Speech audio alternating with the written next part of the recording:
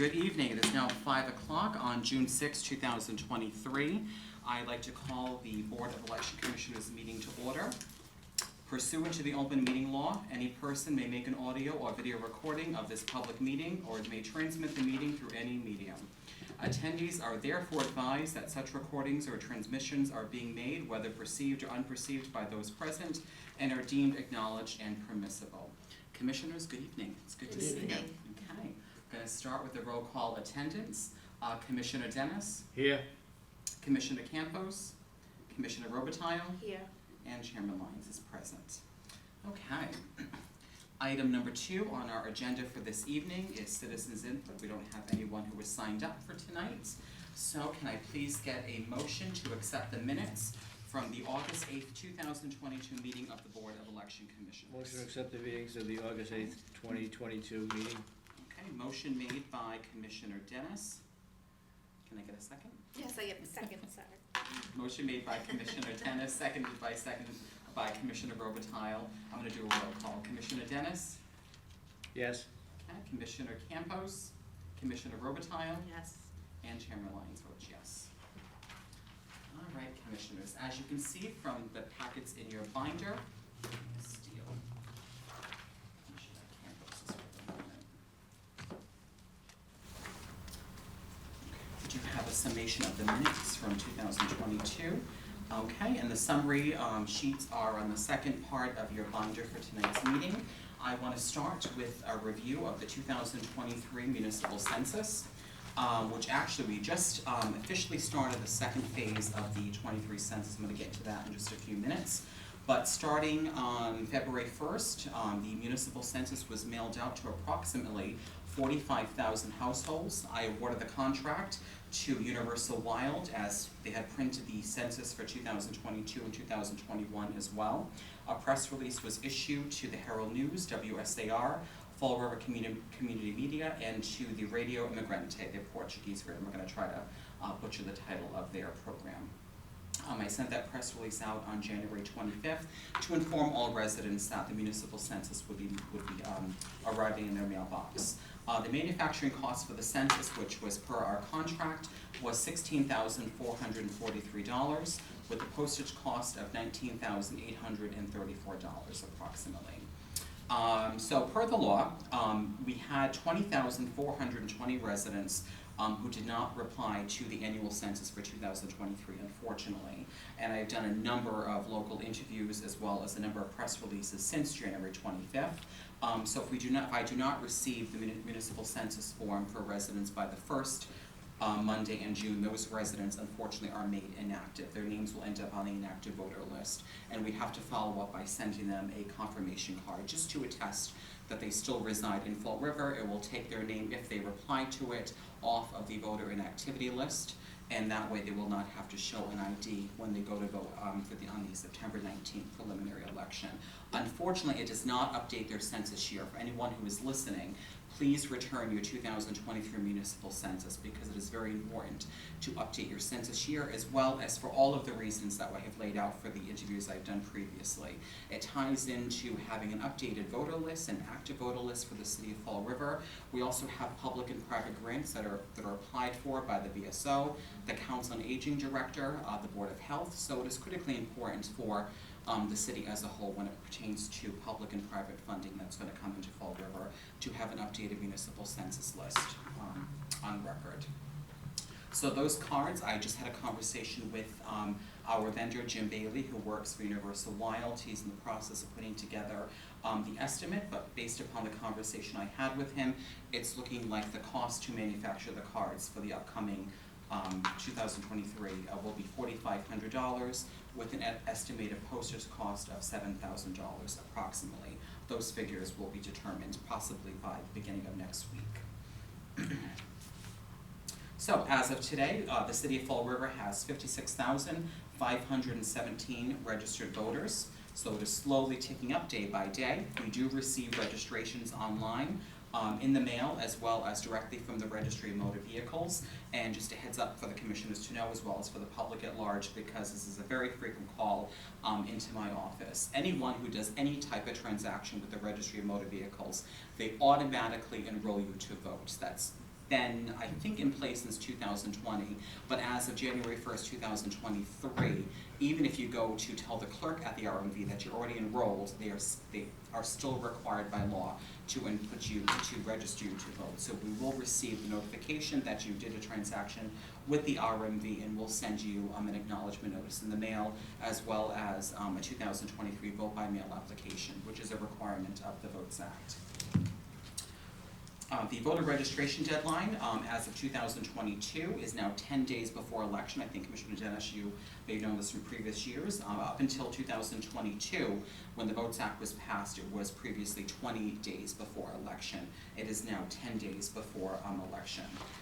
So we will have special registration hours, as the voter registration deadline does always land on a Saturday. We are required by law to have a minimum of 8 hours available to the public for the 10th day before election on that deadline. Okay. So So, I'm sorry, what are yes. what time is it on, so what time are the hours on this, on Saturday, right? It's to be determined. It's gonna be on a Saturday. Most likely the hours will be from 8 to 4 on a Saturday, or 9 to 5. But that's to be determined, and I will issue a press release as we get closer to election day. So it's Most really- likely it's gonna be by the beginning of September. We'll have those hours set in stone. So it's really all day. Yes, it's a full day, Full day because on Saturday. I believe the law requires that with the voter registration of over 40,000 registered voters, we're required to have a minimum of 8 hours availability for anyone who would like to register on the voter registration deadline. So we'll be here working regardless, so the office will be open on that day to accommodate anyone who has not yet registered to vote. Any other questions before, in regards to the municipal census, the confirmation cards, anything before I get into our election No. calendar? Okay, very good. Okay, I think on the third tab of your binder, I did enclose a copy of the 2023 municipal election calendar, which I set back in the beginning of January. Just to touch base, our preliminary municipal election will be held on Tuesday, September 19th, followed by the general election on Tuesday, November 7th. Those dates were set by the City Council, I believe, at a meeting at the end of January. Okay, so per the Votes Act, no excuse voting by mail is required and available for all primary, state, and municipal elections. As a convenience to the public at large, I did enclose the vote by mail applications. I did enclose one of the rosters, the vote by mail application rosters in your binders, along with the municipal census, which again, I thought would be a great convenience to the public, because based upon the amount of applications we have received for 2020 and in 2022 with those state elections, the response has been overwhelming. And so far, we have received 4,500 applicants who would like to vote by mail for the Wow. 2023 elections. That number will continue to grow between now and September, and I do anticipate will grow between the preliminary and general elections.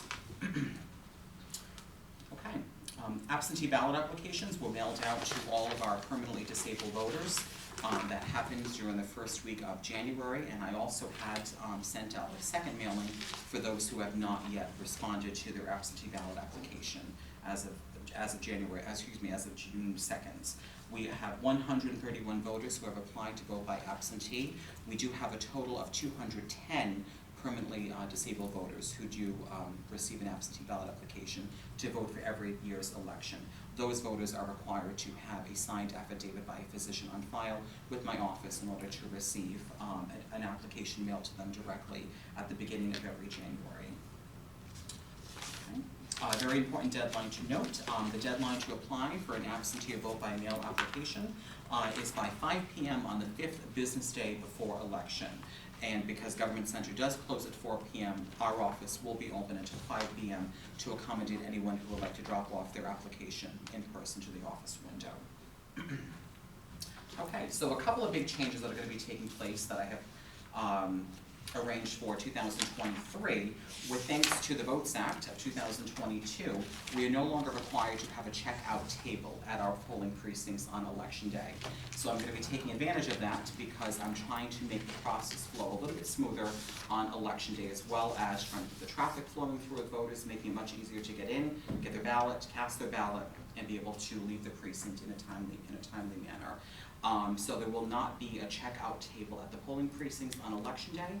In place of that, there will be 3 check-in workers at the check-in table. I'm going to have the books broken down into thirds, and I'm having one of my checkers work at the warden and clerk table, which is going to be set up by the DS200 voting machine. That way that checker can make sure voters are putting their ballots into the machine, give them an I voted sticker because it is a very popular request, and just in case if a voter makes a mistake on their ballot, for example, if they do overvote in a particular category, the machine is not going to accept the ballot. It's going to stop it in place, and a message is going to come up saying that you have overvoted in this particular category. When that does happen, it's great to have one checker situated at the voting machine to alert that voter before they head out to the parking lot, because so many times wardens and clerks have told me that they've tried to run out to people into the parking lot to get them, to be able to come back into the precinct, to be able to return the ballot, spoil it, and be issued a new one to make up for the mistake that they had made on their original ballots. So having one checker situated at the warden clerk's table, which is going to be located next to the voting machine, is a great asset in terms of trying to catch up on those or prevent those mistakes from happening at the beginning. So any questions about okay, very good.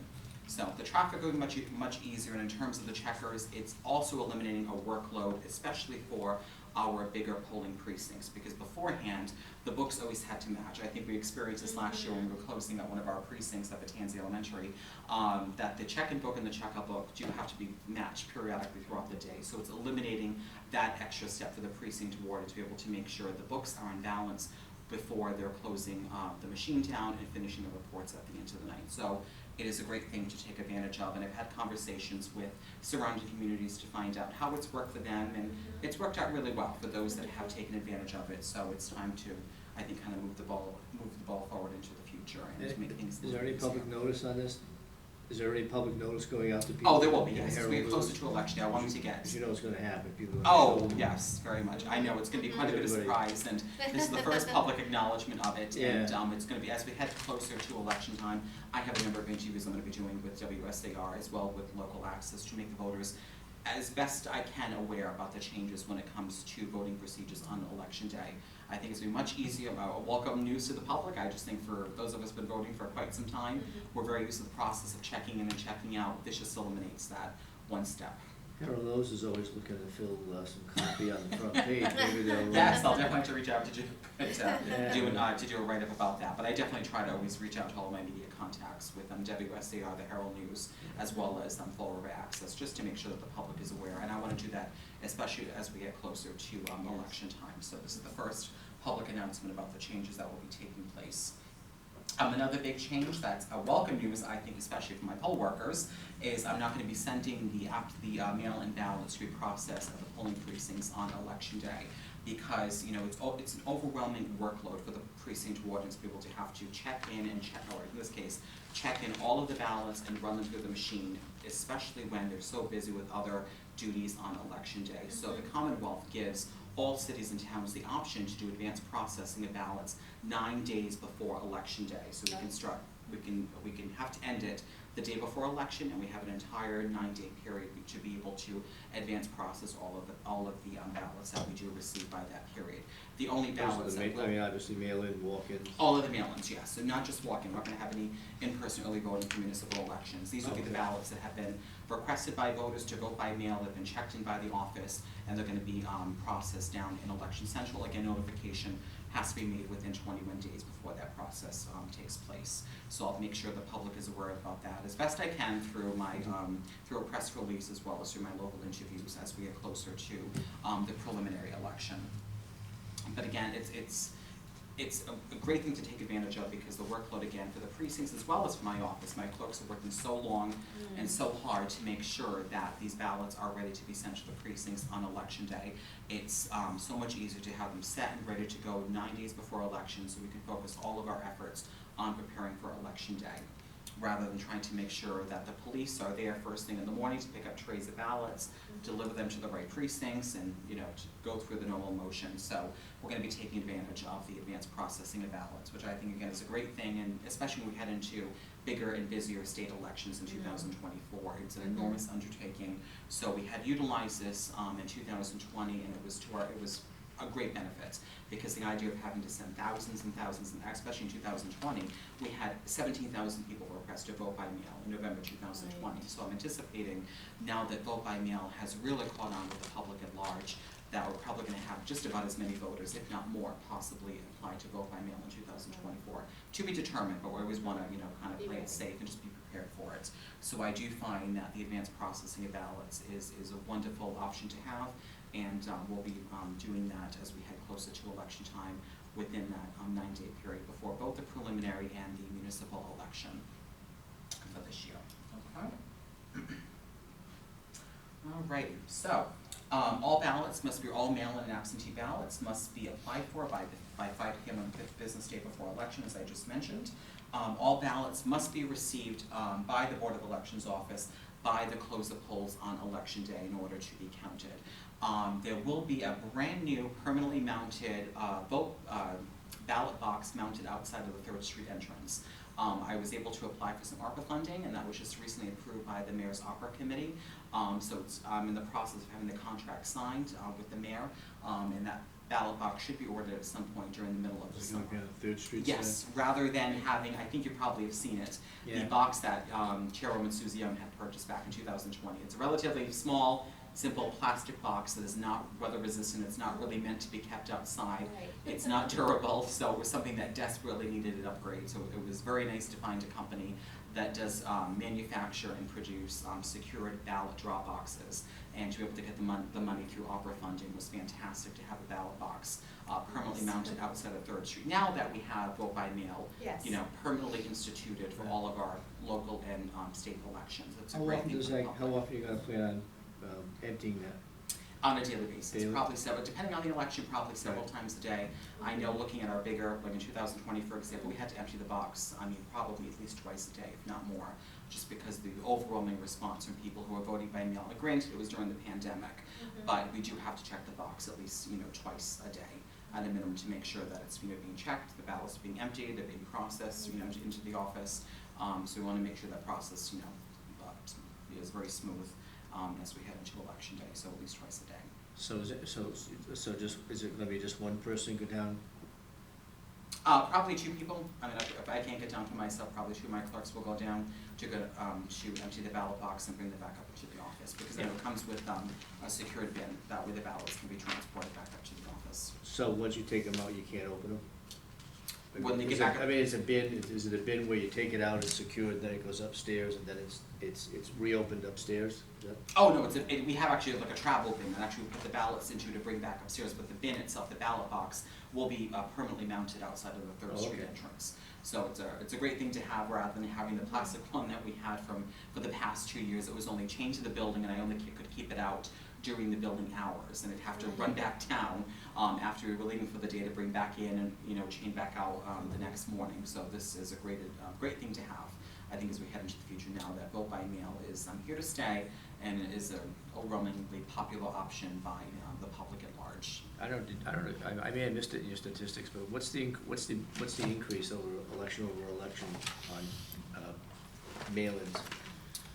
Depending on the election, we had, in terms of raw numbers, for 2020, for example, we had about 17,000 voters who applied to vote by mail in that general election. We had about 8,000 to vote in That's 2000. almost 20%. Just about, yes. So that was significant because it was during the pandemic. The primary election in 2020, we had just over 8,000 people who applied to vote by mail, so it more than doubled for the general.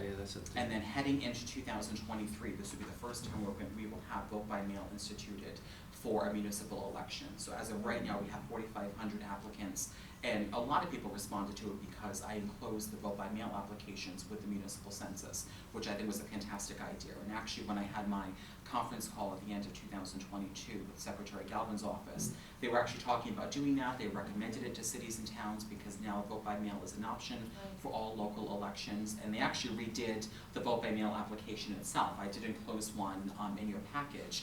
It's a multi-roster, which I think you probably have seen with your census. So more than one registered voter per household can actually utilize this application to apply for a mail-in ballot. Rather than just the individual application, the multi-roster is fantastic. So an entire household. Yes, that is the multi-roster, which is wonderful, because more than one registered voter per household can So right utilize that toward the end, application. the last tab. The last time. Can use the application, and it's been, the response That's rate it. has been fantastic, so. That's it Oh, right there. yeah, I've been very happy to see, the response so far, and they come in, trickle in on a daily basis, and I do anticipate between preliminary and general, more people most likely will apply to vote by mail.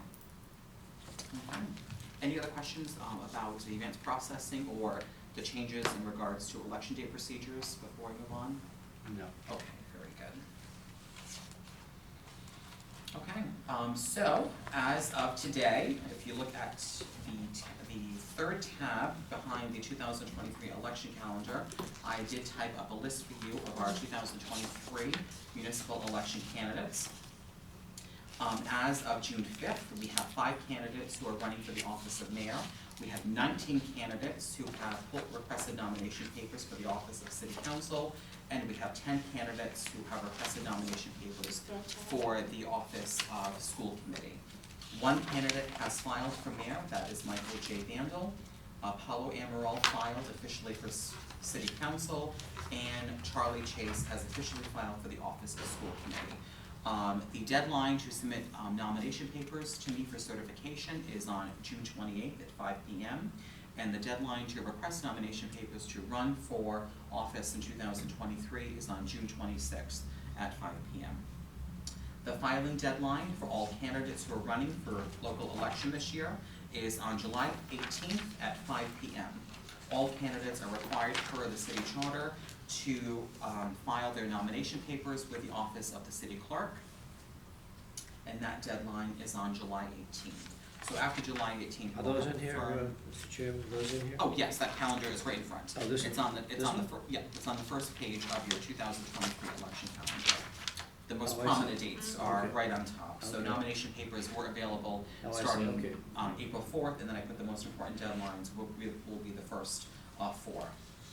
Right there between April 4th, when nomination papers were available, and just to recap, the June 26th is the deadline for candidates to request nomination papers. June 28th at 5 p.m. is the deadline for submitting nomination papers for certification, and for all local election candidates, they must file their nomination papers with the city clerk, or as I like to say, take them on a field trip to the city clerk, to be filed on July 18th at 5 p.m.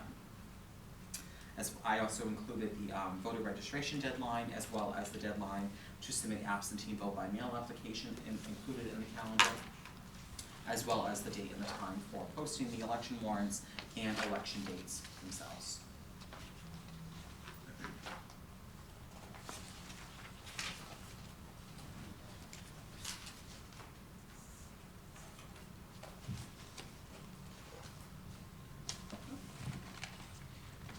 So candidates who are running for the office of mayor are required to have a total of 300 certified signatures. Candidates for the office of school committee and city council are required to have 150 Chairman, certified where are you now? Oh, I apologize, I'm back into our notes on the previous tab, I'm back on our note page. The summation that I wrote for you, I apologize, should be on the, Summation of on notes? tab 2.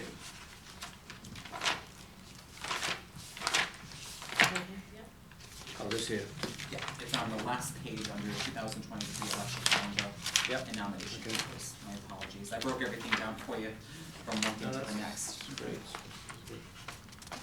So all candidates, I issued them a welcome letter from me, as well as a copy of the 2023 election calendar.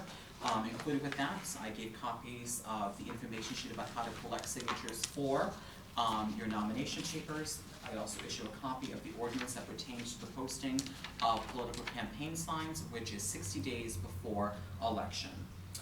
Included in that is the statutory language that pertains to no electioneering, also known as the 150-foot buffer law, as well as rules for observers. And just in case of any campaigns have any volunteers who want to observe at the polls on election day, they're more than welcome to.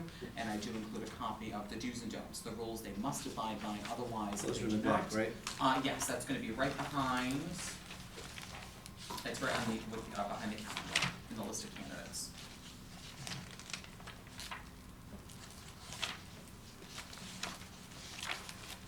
Is it reasonable? I agree. Last page. So in that packet, it has the welcoming letter from me, as well as the information sheet, the city ordinance pertaining to the posting of campaign signs, which again is 60 days before any election, the 150-foot law, as well as the rules for observers.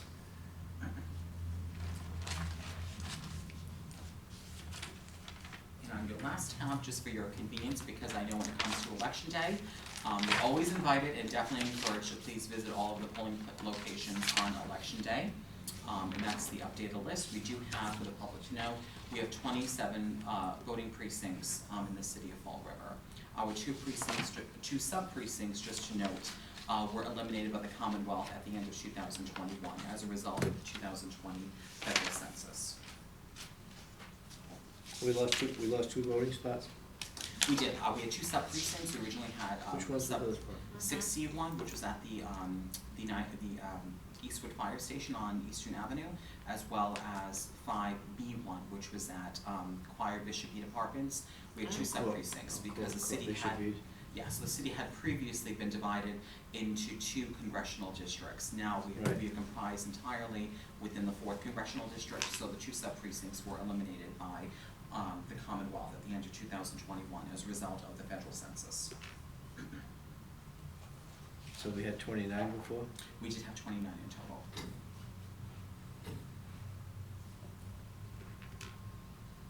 How many were at the, on Eastern Avenue, which is the fire station? Were there two there before? There were two precincts. Precinct 6C as well as 6C1 were located at the fire station on the Rennie Eastwood Fire Station on Eastern Avenue. And then we had the two precincts 5B and 5B1 at Bishop Eat Apartments on Quitchin Street. And those two sub-precincts were merged respectively into precinct 5B and 6C respectively. That's 60, that's still the one that's on Eastern Avenue, the fire Correct, station? yes. Other than that, nothing had been changed. Everything was luckily able to remain situated, and we only had 944 voters who were impacted by the re-precincting of Fall River. And those voters were notified at the beginning of 2022. It's not even 1%, well, it's just about 1%. We were very lucky. I know based upon the conversation I had with my counterpart, Chairman DeBrito in New Bedford, they had 17,000 voters who were impacted because they have a number of sub-precincts and I think about 43 precincts as a whole. So it was a very interesting conversation to kind of learn about, the different processes of how they were impacted versus Fall River. So knock on wood, I was pretty lucky. Yeah. People don't like to have change, especially when it comes to voting. Very much. They're used to going to a place, it's like tradition. That's right. It's incredible to think back, looking at the 2010, I know we had up until precinct 1D and we had 2D. We had a couple of extra precincts because of the population size in Fall River at the time, and those precincts had been, after the 2010 federal census had been eliminated. So that was much more significant 13 years ago than the one in 2020. So again, I think the city, even with the population growth going from 87,000 to 96,000, I thought it was 94, is it 96 now? just about 96,000. Is it 96? The numbers, I think, by the stats that were submitted to us by Secretary Galvin, who was the U.S. Census Bureau's liaison, had it just at 95,000 and change. So I kind of always give it the round up to benefit to be 96,000. So it is steadily getting up there in the city of Fall River. Yeah, because it used to be 89,000 for years. Yes. It's a long, it was always right around 89,000. I'm sorry, 89,000. Right up there, and we had quite a bump. I was actually surprised to see the number growth. And even in spite of that, luckily we did not have major impacts in terms of voters being impacted. Just a few had been re-precincted here or there. A few voters, especially in the north end of Fall River, in my neck of the woods, with some voters who were moved over from the Highland Avenue precinct and the Methodist Church over to Carter Medeiros, for example, as well as a lot of the two precincts up on North Main Street at Calvary Temple Church. So there was a lot of that in some of the north end of Fall River, much more so than anywhere else. In addition to the two sub precincts being eliminated. So, all in all, pretty lucky, I have to say. Which is one other thing I wanted to show you as we were discussing vote by mail very briefly. I think you probably have seen these. You're going to see thousands of these when you take a field trip into the office. So this is the famous EV7 envelope that I have spoken about like a broken record. And just for like the public at large, I've had my staff go through them, the ones that we have, and I've just ordered another 12 boxes. I've had, because this is the envelope in which the voter is gonna insert their ballot that's, they're gonna vote, put the ballot into this envelope, seal it, and they must sign the affidavit, otherwise we have to reject it and send the voter an entire new package. So I've also had a stamped signature required by law. I've had my staff begin to highlight and stamp all of the envelopes, as well as with the corresponding election. The first one we're gonna have, of course, is the preliminary election for 2023. The reason for doing so is because it almost becomes like a full-time job. We have so many ballots, we have so many mail-in ballots that voters forget to actually sign the affidavit. So it is just critically important to make the note to the public at large to please, if you decide to vote by mail, after you vote, put your ballot into the EV7 envelope and make sure you sign exactly where it says voter sign here. Otherwise, we have to reject the ballot and send an entire new package. And that does take up a lot of our time, and already as it is, it is quite a significant amount of work to oversee this process. So it's just very important for the public to know that if you decide to vote by mail, take your time, fill out your ballot, insert it into the EV7 envelope, seal it, and just make sure that you affix your signature on your voter sign here. That is just critically important, otherwise it will have to be rejected. So just in case if you happen to talk to any voters, anyone in your travels, and they decided to vote by mail, just make sure you kind of, remind them of that point. Just please make sure that you sign the envelope before you mail it, and otherwise we have to, take the time to reject it and to send the voter a new package with the new ballots.